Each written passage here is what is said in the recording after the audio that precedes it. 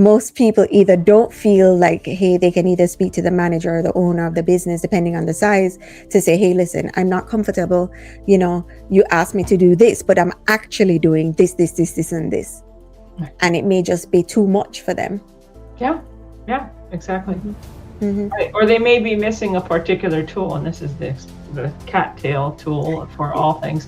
They may be missing a piece of empowerment, to either empowerment or an actual tool to get the job done, to be able to feel like they can take ownership themselves and be trusted to do what they need to do. And with this shift in how I should say the world is now, where we're speaking more about entrepreneurship, right? How do you find that that's impacting companies and people within companies now that everybody's thinking about it? Like, oh, should I really be working a 9 to 5? Like, do you find that it's affecting companies without their knowledge?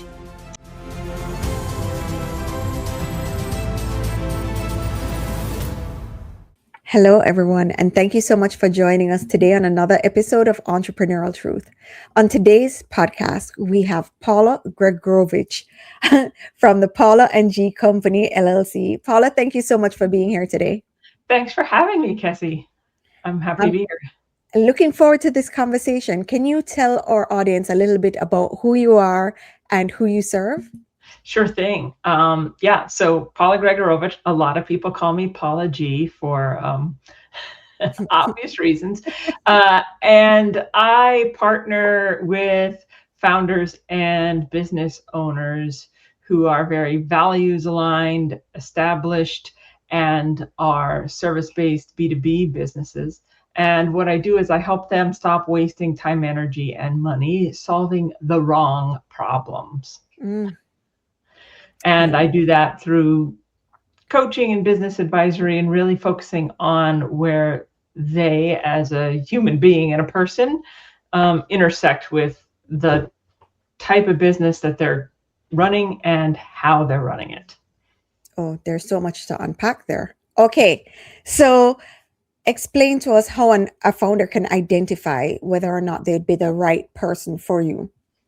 Yeah, so if you find yourself wondering, like, okay, I have so much complexity happening in my business between the technology and the delivering my services. So there's so much complexity going on that it has slowly but surely started to erode your confidence and your self-trust, because there's just so much happening, right? So there's that, and you find yourself being the bottleneck. So maybe you have a very small team, maybe you have a little bigger team, but you find that even though you thought you put the things in place that you needed to, you still find yourself becoming the bottleneck. So you're having trouble with delivery and delegation. And also the fact that there are so many different moving pieces throughout the course of operating a business. Perhaps you don't even know all the different tools you're using and why. So I'm a very human-centric, human-first approach in terms of taking a look at what you're using, why you're using it, does it fit you, and there's no need, you don't have to have the latest and greatest thing. Oh, I love it. I love it. In our other business, systems and AI, where we have the AI automation, we find that a lot of founders come to us, entrepreneurs come to us, and they have no clarity around their business. So they're asking us to automate things that they genuinely don't need automated, because they think the problem is bigger than what it really is. And simplicity sometimes works. Do you see that often? Yeah, I mean, realistically, if you're automating something where the operational foundation is already chaotic and you're lacking clarity, then you're just creating more chaos, more overwhelm, but you're just doing it faster. Yep.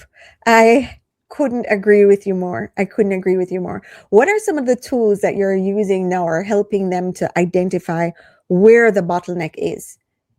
Yeah, well, I created the Rhythm of Growth framework because one size does not fit all, right? So really looking at that. And so starting by looking at yourself and what, what is it that is getting in the way? So as far as tools, I am primarily working with the framework and using my coaching consulting background, because I have a very deep background in terms of business operations and finance and coaching and leadership and tech. So all those come together. So I'm happy to talk a little bit more about the framework, but using that as a guide and not a gospel. Okay, so why not a gospel? Because one size does not fit all. And I have been in business long enough now at 19 years to know that everyone professes to have the magic answer, and you need to do this, this, this, and this. But then what happens when you feel hollow and disconnected from your own business that you're trying to create because the pieces don't fit or don't work for you? So a framework allows you to create a strong foundation without having to put yourself like a square peg in a round hole. And when did you identify that that was the business that you wanted to go into? You mean this particular framework, or this particular company with helping other entrepreneurs? I think it's really become a culmination of all the different things that I've done, both in corporate America and then in the years that I've been in business, because I've seen so many trends and hot next things come and go, and find the same repeating problems, which are the fact that business owners are often trying to, even though they want to be rebels and want to have the freedom, end up finding themselves recreating a job, a job for themselves where they are. And I've always said, if you're self-employed and you're working for a jerk, you only have one place to look. And unfortunately, or fortunately, is that in the mirror and within yourself. Love that. Okay. All right. So how long have you been running this company specifically? Well, 19 years. It's sort of just evolved with me and my employee, who's probably going to walk across my keyboard here, as in the cat. But how this has evolved in this rhythm of growth framework is it really starts with finding the 4 steps being: find your tempo. So we got to start with some clarity and awareness, and then tune the team. So identifying and aligning so that your team, your people, and your operations are working in harmony in a way that works for you. And then creating the cadence, which is, the rhythm is not always the same as a business owner, but there is something that you're naturally drawn to. So I find a lot of business owners get their nervous system all out of whack and stressed out, and that is not the place from which to operationalize your vision. And then things are always changing. So listening and adjusting, reflecting, adjusting, repeating, right? So as you evolve, as conditions evolve, as you experiment, I like to work with my clients and do really educated experiments and see what happens and see how that's working out, and then adjusting it, because we may think something's going to be the magic key, and then you find out, oh wait, if I tweak it this little way, it's much better. Do you find that there's any resistance when basically you're saying, hey, listen, you could be the bottleneck when you're speaking to a founder or entrepreneur? Yes. And I think that often comes from a really innocent and good place, right? So I don't know of too many business owners or founders who got into delivering their services that they want to deliver, to be like, yeah, I want to be the bottleneck and I want to be the thorn in my team's side. Like, I don't honestly think anyone did that on purpose, but what happens is, out of fear, perhaps being a recovering control freak, which I can relate to, or alternatively, just really caring about the quality and not feeling that they can trust their team or trust in their systems in the way that they want to deliver in a way that meets their standards. Mm-hmm. Mm-hmm. And what are some of the things that they can use to identify if, let's say, they may be the bottleneck in their business? Yeah. So one thing that you can do is I've got some really great questions with this rhythm of growth framework. So I'm sure at the end when we share my website, like you can download the framework and some of the beginning questions to really scratch the surface for yourself and see like, oh, okay, where is this showing up for me? But specifically around the bottleneck, I would ask someone to reflect upon, like, do you have your hands in every step of the process along the way?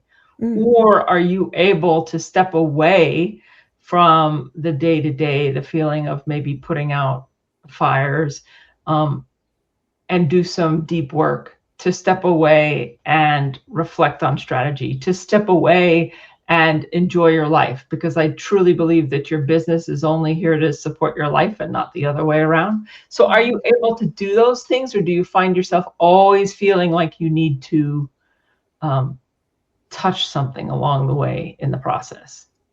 Oh. And what if they're not the bottleneck? And let's say, for example, an employee may be the bottleneck in it, but they don't know that that person is actually the bottleneck. Is there any way to identify that along the way? Yes, there is. So when I work with people, I really like to explore the process end to end. So the beginning of our work together is, because I work really strategically and I like to work over a period of time. I'm not interested in like this quick transactional faux feeling of like, oh, great, we did one short thing and we've solved it all, because that's not really the case. But I do want quick wins to happen, because we all feel better when we're finding relief, putting in systems that support ourselves. So looking at the end to end of the process and then looking for patterns. So I am masterful at finding these patterns. So when you find that, it can point you to that employee. I also feel like talking to the team members that are part of the organization and finding out what their experience really is, because most founders don't ask. Most people who are leading the team don't ask the people, or alternatively, the people that are working for them don't feel safe enough to say, oh, this is where I'm experiencing a problem. You are 100% correct. Most people either don't feel like, hey, they can either speak to the manager or the owner of the business, depending on the size, to say, hey, listen, I'm not comfortable. You know, you asked me to do this, but I'm actually doing this, and this. And it may just be too much for them. Yeah, exactly. Right. Or they may be missing a particular tool, and this is the cattail tool for all things. They may be missing a piece of empowerment, to either empowerment or an actual tool to get the job done, to be able to feel like they can take ownership themselves and be trusted to do what they need to do. And with this shift in how I should say the world is now, where we're speaking more about entrepreneurship, right? How do you find that that's impacting companies and people within companies now that everybody's thinking about it? Like, oh, should I really be working a 9 to 5? Like, do you find that it's affecting companies without their knowledge? Well, most of the companies that I work for tend to be smaller. So I'm usually working with more boutique service-based businesses under like 2 million. So they don't usually have this super long, expansive team where they are so out of touch with what an individual is doing on a daily basis. That said, that they still have the challenge of really understanding what someone else is feeling and doing on a daily basis, right? Because sometimes we think we've communicated or we think we've documented a process, but that's not coming through on the other side in the way that we think it is. Anyone who's ever been in a relationship can tell you, like, sometimes it just doesn't translate. But I feel like what is happening is that there's a lot of uncertainty in the world, a lot of feeling like, can I trust what I thought I could trust? Can I trust who I thought I could trust? Mm-hmm. And do I really have agency? Do I recognize where I have agency? Or am I feeling like somehow if I do that, some bad thing's going to befall me, and Mm-hmm. I need to be more, um, perhaps more cautious with being an employee than I might want to be. Mm-hmm. Mm-hmm. Mm-hmm. And if you had to go back in time and kind of speak to the younger version of you before you went down this path, um, maybe in your corporate career, what would you advise yourself? And then what tool would you give yourself? I would advise myself to focus on the things that feel natural to me, the strengths that I have, and build on that Mm-hmm. rather than spending so much time focusing on quote unquote a weakness. Now, that doesn't mean not to strengthen things that you're not good at. However, I feel like we spend so much time trying to focus on things that are not our natural skill set, strength set, um, when we could get so much exponentially more joy, more satisfaction, and better results if we really lean into what we are good at. So I would say trust yourself and build that, and build the business that you want to have from the beginning, instead of listening to people and thinking that you need to do it some other way because somebody else knows better, right? That doesn't mean don't take advice. It just means stay true to that guiding light first, that inner compass. As far as a tool, an actual tool, I would say the most important tool, quote unquote, is discernment. Like, do Ooh, I need this tool, and what is it doing for me? And is it one that fits how I like to work? right. Because there's lots of wonderful tools. But sometimes I'll look at people and their tools, and I'm like, I look at it and it gives me a headache. One of my best friends, like I look at her tool, one of my best business besties, and I'm like, like I could not. I'm like, that gives me heart palpitation just looking at it. But for her, it brings her a sense of control and a sense of grounding. So knowing Mm-hmm. what that is for you. Oh, I like that you said that. How do you get clear on that? That is like one of the hardest things that I think anyone can figure out. Like, how do you find out what's true for you? Giving yourself space to explore and be curious about that, right? So I think really, instead of just being in doing mode all the time, really reflecting and noticing, like, how do I feel like in my body? Am I just like a head on a stick, like, or am I actually inhabiting my body in my day? And what is it telling me? What is my, just my inner, like, am I lit up by this stuff or not lit up? Am I saying, yes when I really mean no? Am I overworking? Am I too stretched and too exhausted? Like, all these things are data points.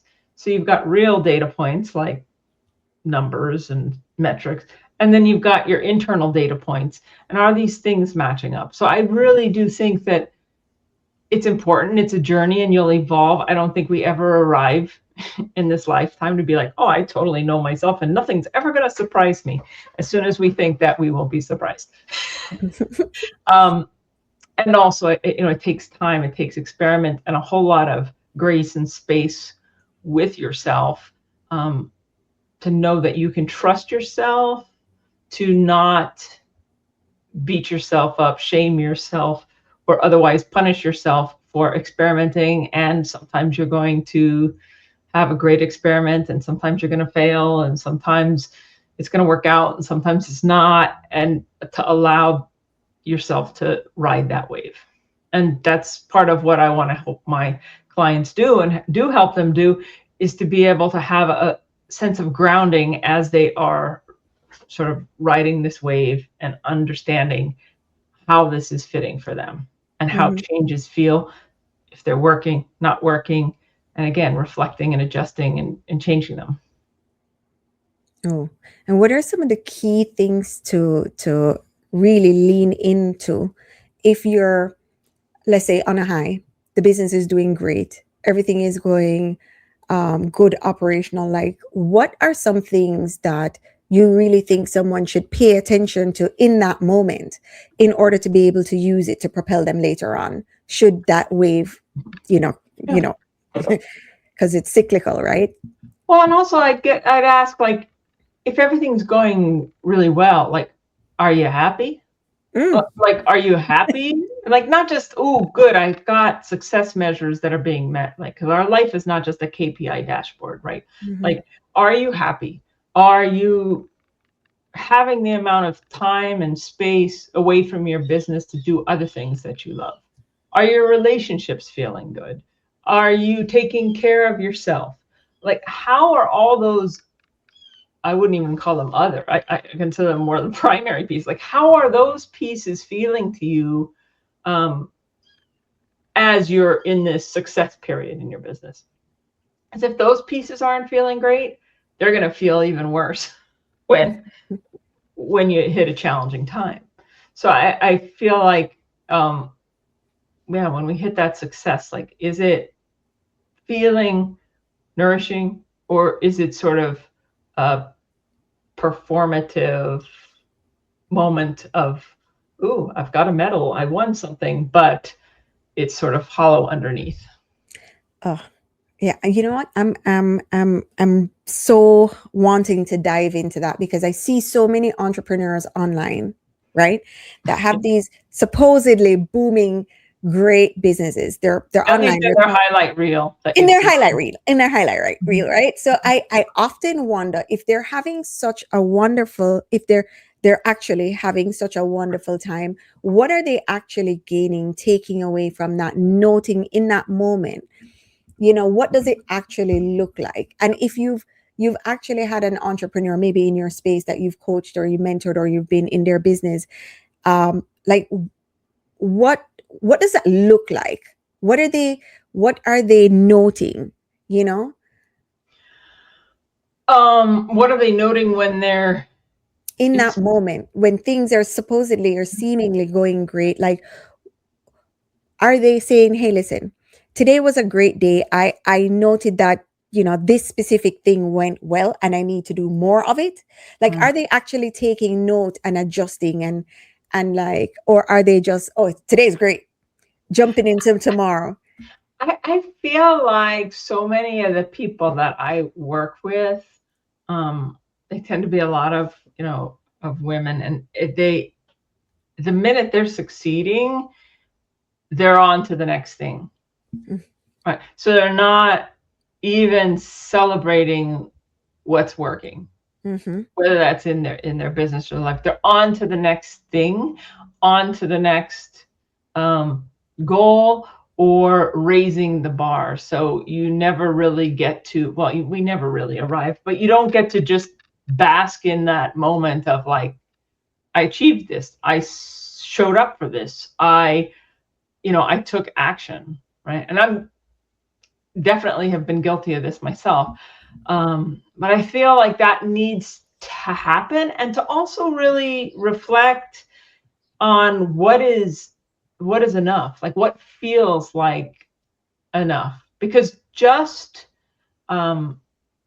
chasing revenue goals without a whole lot of values alignment and meaning underneath it, they're not my people. Because, like, Mm-hmm. is there really an amount of money that's like what we have non-ethical billionaires out there, like, doing crazy stuff? Like, there's just no way for that to align with my version, anyway, of the world. So to really be able to understand, like, well, what is enough, and how are your goals and your business success measures anchored and grounded in yourself and what you want, and what does that look like, so that it's not always just a more that you can never really Get fill. to. Mm-hmm. Mm-hmm. And why do you think that is, that we're always chasing that more? That we never stop to I think it's a even validate? I think it's a combination of a whole lot of broken systems and messages where we've been given that somehow we're going to be happier when we get to some other more, and when we hit that more, there's a new more. And fundamentally, just really being able to sit with ourselves and be grounded and feel worthy, and be cognizant of the fact that we're not on the planet forever, right? We are aging. No one gets out alive. All these things that we don't want to think about, right? Because who wants to sit around and just like ponder these things? But I feel like that fear and the reality of it all, when we don't give it space or acknowledgement, fuels the idea that if we just keep getting more, we can avoid the realities, the feelings, the other parts of inner work. And I'm certainly not a therapist, but knowing that reflection and self-growth is part of the process.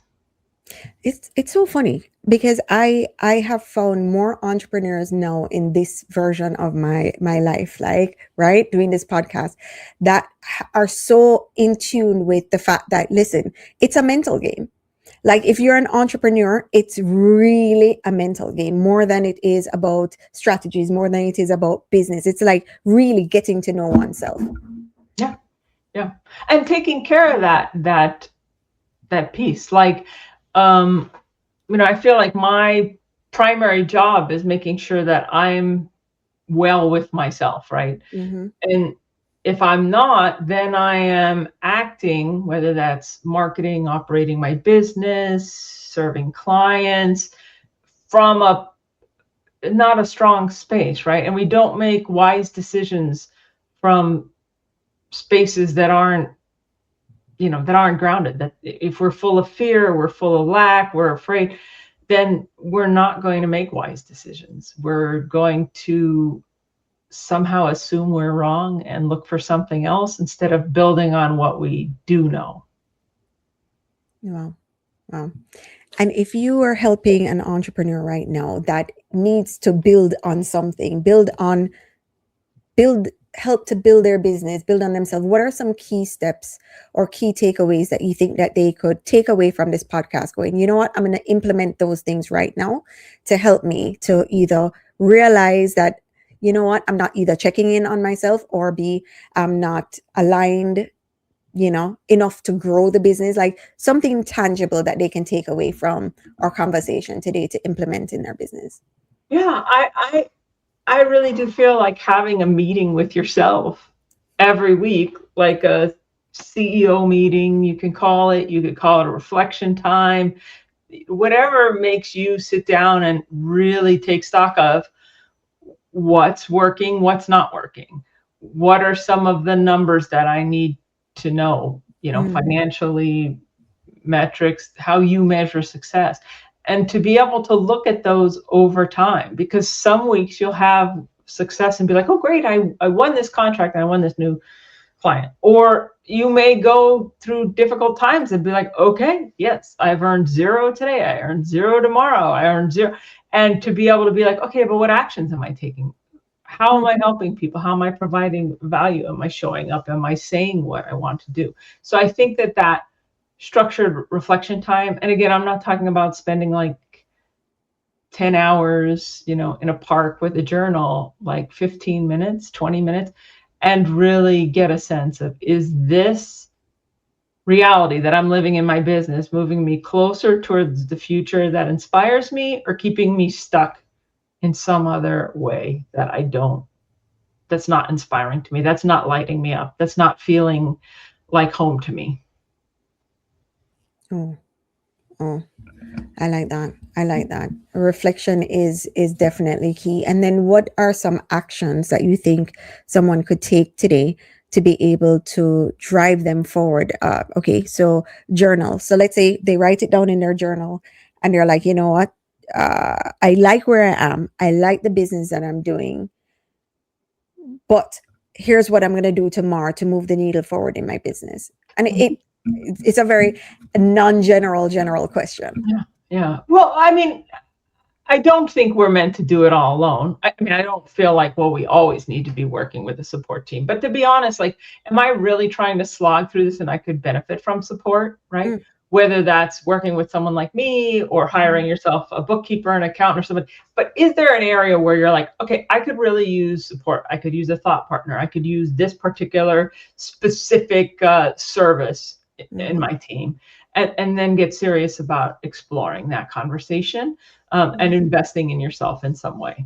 I'm all for being frugal about how we invest our money, and also investing it in yourself matters. So that's one thing that I would do, because it can be awful easy to forget about, like, well, wait a minute, I don't have to do all of this alone. And then I would also really take a look at the tools in your business. Are they helping you? Like, are they delivering on that promise of making your life and your business more successful and easier? Or are you losing your mind over trying to keep up with technology or duct taping together all your systems? Because goodness knows, you go to bed and you wake up and there's 10 more pieces of software or platforms that, oh, they're the next big thing. So separating the noise from what's going to actually move the needle. Yeah. I agree. And I do think that having the right people, even listening to the right things, getting support really can be a needle mover in terms of growth and scale. Because I really find that if you're doing everything in your business, it's really hard to scale, right? And a lot of people get stuck thinking that they can scale solo. And maybe they can. It's just not going to be, it's going to take a lot longer. Well, and also, are you too stretched and exhausted to scale? Do you even believe that it's feasible? And if you are going to scale, why are you scaling? Like, what is the root reason that you're scaling? Like, because there's a difference between scaling, like growing and sustainable scaling, and like, well, we got to scale. Okay, got to scale. Okay, why? Like, oh, we got to walk 10,000 steps a day. Well, why exactly? Like, that's been debunked. Yes, we need to move, we need to be active, but that's just one thing. So I think being able to understand that point, and to understand, like, okay, am I too stretched and exhausted to scale? And what do I want from some sustainable scaling to begin with? Can I build this in a way that feels relaxed and expansive? Or am I just creating a treadmill that's going faster and faster? Wow. Paula, how can our listeners find you? Yeah, so the best place to find me is my website, thepaulagcompany.com. And as I alluded to earlier, you can download the Rhythm of Growth framework there. And shortly, with a new website launch that is coming, you'll be able to do some of your own self-assessment quizzes on where you stand operationally and with these things that we've been talking about. So do sign up there, and you'll be the first to know when the new assessment's available. You can also connect with me on LinkedIn. I have a newsletter happening there as well. Nice. And do you like the newsletter? Like, do you find that people are actually engaging with it? And this is just an off-the-cuff question. You mean on LinkedIn, or you mean, or no, just the newsletter in general? Like, do you find that it's I think people engage quietly. Like, I mean, I'm certainly not somebody who's got like this massive list, and nor do I think you need one, right? But I do think people, because I always hear people say to me, oh, I've been reading your newsletter and I liked this or this. And I'll be like, okay, well, I didn't know. Or once in a blue moon, people will actually hit reply, even though I invite them to hit reply.